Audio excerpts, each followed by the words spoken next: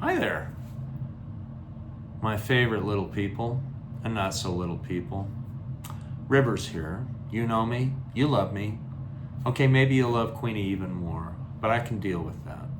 Okay, have I got a story for you? Junior high has been sometimes described as the armpit of life. It's tough. You're trying to find yourself, your voice is cracking, like I told you in a previous story. You're trying to figure out whether you fit in. I was trying to figure out, was I a geeky good student, or was I a baseball player that was going to be ending up playing Major League Baseball? I was bottled up and really intense, and God had mercy on me. He sent me to two of the best parents he had, and they were kind and gentle with me, and they didn't lose their cool.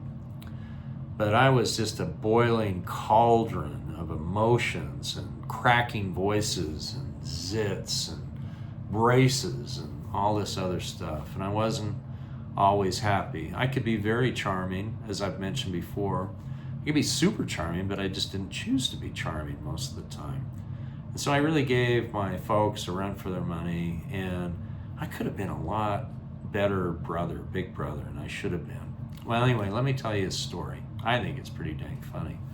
So I'm in 7th grade at Bonneville Junior High School. Now, I will not tell you what we used to call Bonneville Junior High School, because Bonneville is the formal name for it. But if you take me aside and say, hey, Rivers, what's the secret name for Bonneville Junior High School? I might tell you. Okay, so I'm at Bonneville Junior High School, and the kids who were a couple of years older in my ward filled us full of scary stories of how we were gonna get pantsed, and our underwear was gonna be run up the flagpole, and that 8th graders and 9th graders were gonna treat us rough. And looking back, these guys who were telling us all this stuff, they were a bunch of losers, kind of weenies. But man, I bought into all of this stuff. And so Bonneville Junior High School was a pretty crazy place. And here I was, this kid with a bowl cut, not a bowl cut, but a buzz, and trying to find myself. And people knew that I was a pitcher, and they knew that I threw a mean drop ball and a curve ball. And I didn't get picked on too much at all, but you know, it was hard.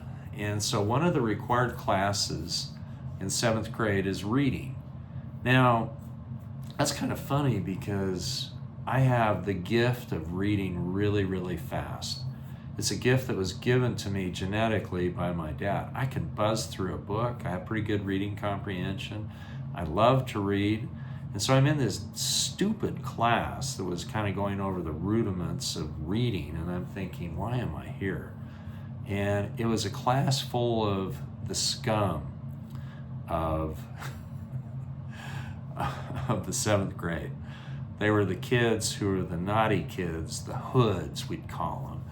And they were always looking for trouble. And I was a big enough kid, and they knew that I was a ball player, that they didn't push me around or anything like this. But I hated this class, and it was terrible. And it was just like, oh, you're telling me about reading. I read all these magazines, I read these books, and why the heck am I here? Well, it was required.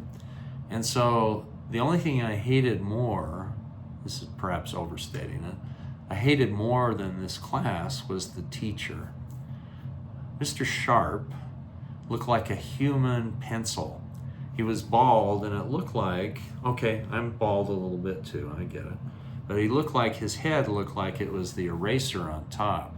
And he had this thin, pointy face, and he wore glasses, and he was kind of constantly kind of squinting, you know, and he was teaching we were a bunch of losers in this class, me being the exception, of course, teaching us about how to read and, you know, reading books, and I'm just rolling my eyes, and it's a stupid, stupid class.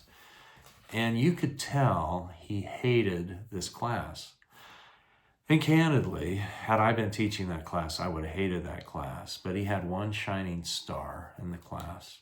I won't tell you who that is right now. So anyway, all of the hoods in the class were acting up and like throwing spitballs and being gross and making stupid comments. And one day he just had it. It had been building and building and building. And he blew a gasket, and he announced that he just started screaming at the class. He says, "I hate this class. You guys are a bunch of terrible students." And he said, and then things started to go really, really bad. He said, he's barely controlling his anger. "I am the father of 3 girls." And I'm thinking, where's he going with this? I'm a little worried. He says, "I'm a father of 3 girls, and there is not one single young man in this class that I would ever allow to be around my daughters." And then he paused for dramatic effect. And I'm going, no, don't go there. Don't go there.